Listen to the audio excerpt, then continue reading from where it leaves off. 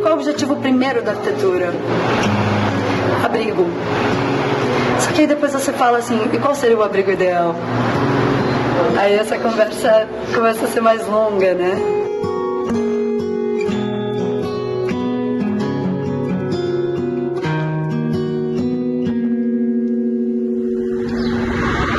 O orgânico não é uma coisa nova, né?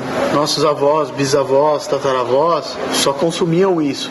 Não existia embutido, não existia enlatado, não existia essa química toda, né? Esse renascimento do orgânico, né, no século XXI, ele é uma retomada daquilo que nossos ancestrais fizeram de melhor. O termo funcional e o termo orgânico eram bandeiras que afastavam o nosso público. E a gente teve um pouco de medo. Chegou um momento que a gente resolveu assumir o orgânico. O organique foi para ficar em harmonia com o Le Manjou em francês. Então eu disse para Flávia, essa é a minha apresentação. Ela sempre tem nuance vermelho, sempre tem o verde. Eu preciso que o salão esteja de acordo com isso. Não pode roubar a cena do prato. E cada prato tem uma louça, cada prato tem uma forma de apresentação. E eu preciso que o cliente esteja em harmonia, ele esteja preparado dentro do contexto geral para receber essa comida. E ela teve que entender que isso é vanguarda, que isso é autoral, que ao mesmo tempo, com toda essa complexidade, isso é simples.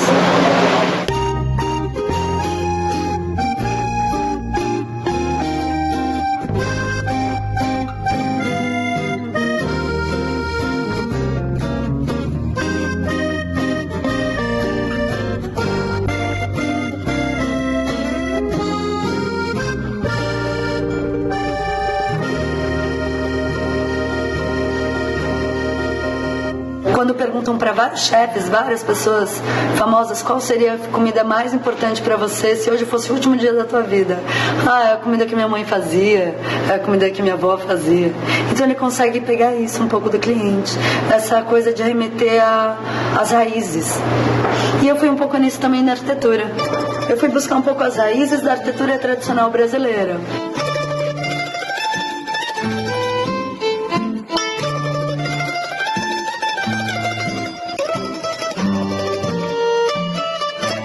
Claro que isso acaba remetendo um pouco à arquitetura portuguesa. Por isso que então nós decidimos pelas cores branco e azul, que vinham desde a arquitetura colonial brasileira. E essas cores vinham até do cal e de um tingimento natural que era o azul cobalto. O azul é a cor predileta do Bruno e a cor predileta do Renato, né? Ele queria muito o avatar, ele fala muito nesse termo, mas de qualquer forma ela tinha que revelar o azul. Então a gente ela foi mostrando muitas fotos, muitos tipos de azuis e tonalidades para a gente encontrar o nosso sentimento próprio nesse azul. Foi uma escolha nossa também ousada, porque todo mundo que quer fazer alguma coisa ecológica escolhe pelo verde, né? A gente fala, vamos apostar no azul, porque o azul também é tranquilizante e nós criamos um ambiente que fosse tranquilizante também.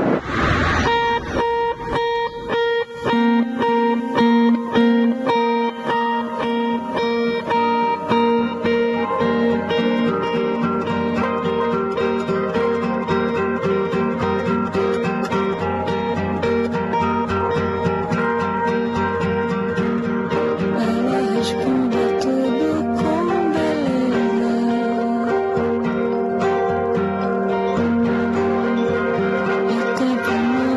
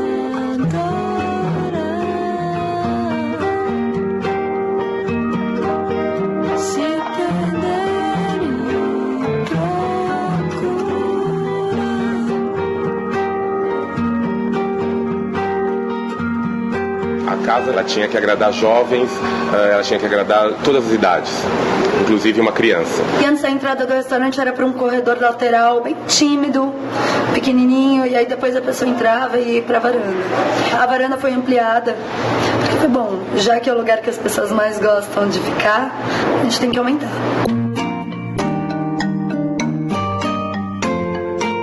Porque a varanda era onde estavam as plantas, onde tinha o contato com a rua, e é o que todo mundo gosta. E principalmente em São Paulo, que é uma cidade que todo mundo vive super apertado, no apartamento, ou no escritório, ou no carro, as pessoas adoram os espaços abertos e elas buscam isso.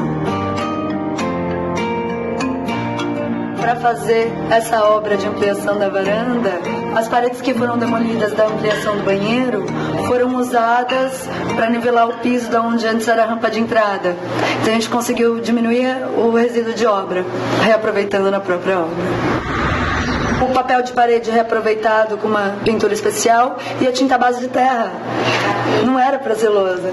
Mas as crianças começaram a querer, viam as lousas pelo restaurante, elas também queriam desenhar. E aí o cliente falou, olha, eu não resisti, deixei eles conquistarem o espaço. Então isso foi interessante, porque já era uma ideia de que algumas paredes iam ter um espaço para arte. E agora também é uma arte dos clientes, né? Todos pequenininhos, mas são clientes também.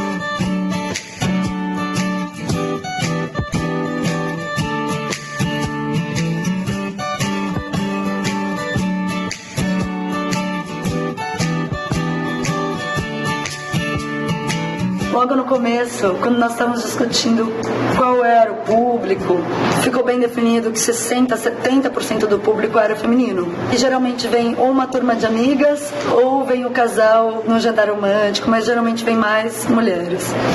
E uma coisa que nós brincamos que a mulher gosta de um banheiro interessante, né? E um pedido do cliente era, não, eu quero um banheiro que seja tão legal que a pessoa volte e fale, você tem que conhecer esse banheiro.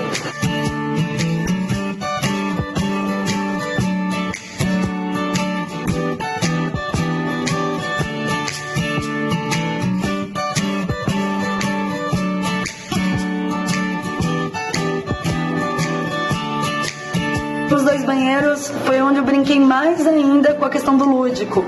E eu queria dar essa impressão de banheiro da casa de alguém. Então tem o armarinho com os vidrinhos e a coleção de perfumes, as plantinhas, e tem quase como uma miniatura também do que acontece no salão. E em cada um dos banheiros nós usamos o piso novo, ele tem uma referência da arquitetura tradicional brasileira, que é o ladrilho hidráulico, só que como ele era um piso novo, eu falei, não, o que é antigo realmente é antigo, mas o que é novo, ele tem que mostrar que isso é novo. E nós usamos o desenho da marca aplicado num ladrilho hidráulico personalizado. E isso hoje dá muita unidade para a marca, porque você vai ao banheiro e o mesmo desenho do piso é o desenho da capa do cardápio.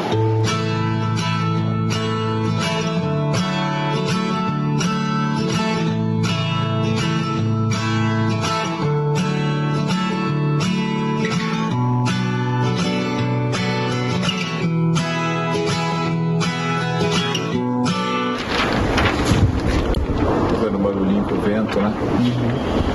Você quer que baixe a porta? Ok? Ok? Ok. Acima. Aí. Por que ser um ceramista?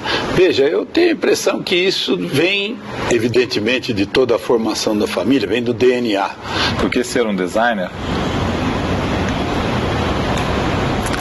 Acho que eu poderia ser muitas outras coisas. Eu gosto de comida, gosto de mexer com planta, poderia ser paisagista. Por que ser um arquiteto de interior?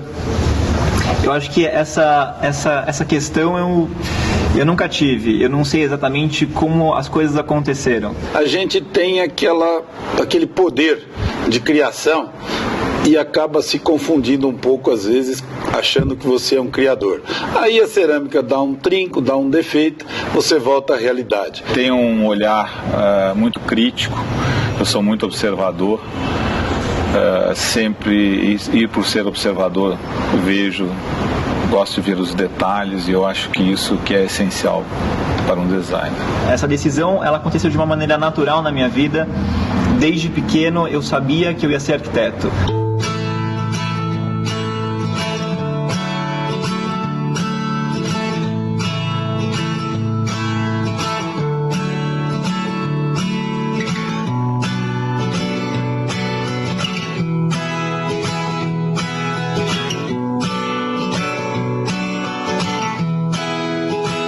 O ser humano, ele busca contato.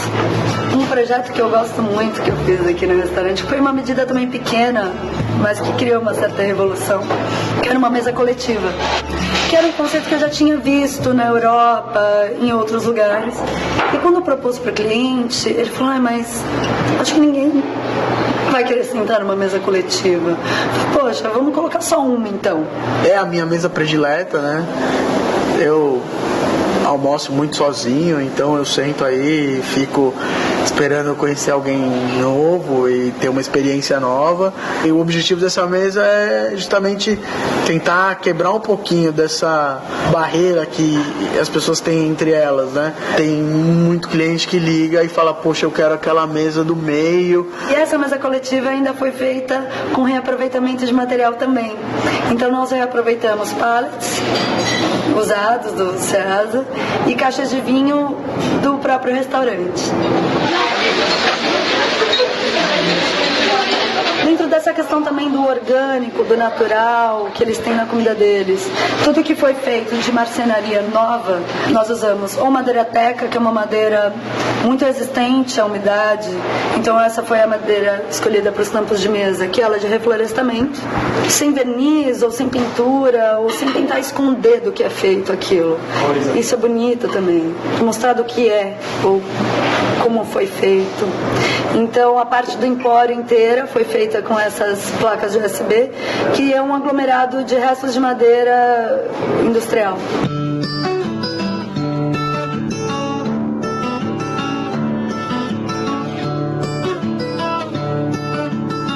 Outra coisa que era um pouco do pedido do cliente era que quando as pessoas entrassem, elas ficassem extasiadas, desse aquele efeito uau. Então o efeito uau, ele vem de cima das luminárias vintage e da vegetação.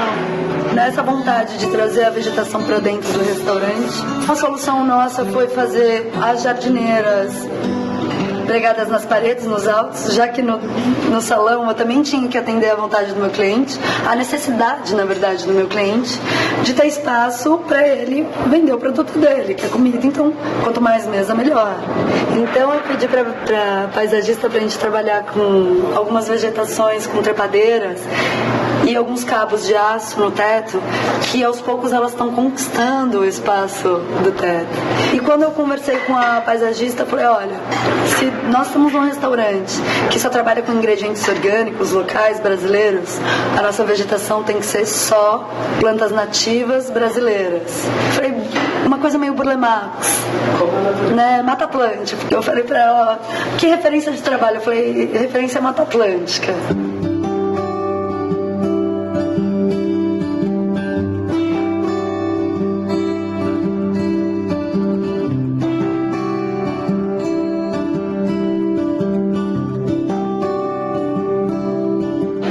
Uma arquitetura sustentável realmente foi só um nome novo para o que antes sempre foi uma boa arquitetura.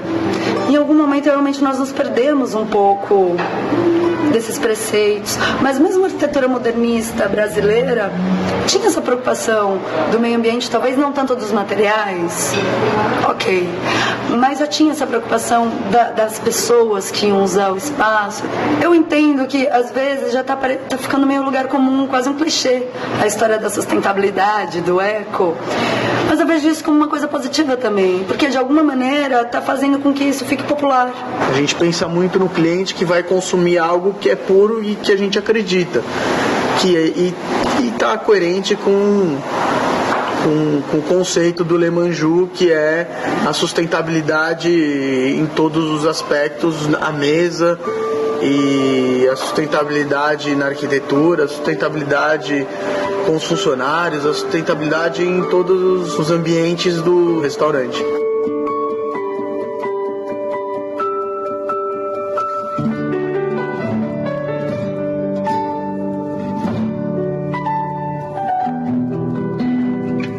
pessoas achavam que orgânico era só vegetais, legumes, mas não, né? Orgânico você pode consumir tudo hoje, né? Hoje a minha gastronomia revela o meu passado, né? Uma comida simples, saborosa, com uma apresentação simples, mas que tenha muito conteúdo, né? Que tenha saudabilidade. O ser humano, ele aspira à felicidade. Tinha um autor romano, não, grego, que era Vitrúvios, e já tinha como um tratado da boa arquitetura do Vitrúvios. Era como um manual de construção, mas já falando que tinha que ter uma iluminação ideal, tinha que ser, o ideal é estar perto de um rio para que você tenha água, o ideal é você estar perto da vegetação para ter mais saúde. Então eu acho que a arquitetura, ela pode prover, ela deve prover um espaço onde as pessoas possam ter mais contato entre elas.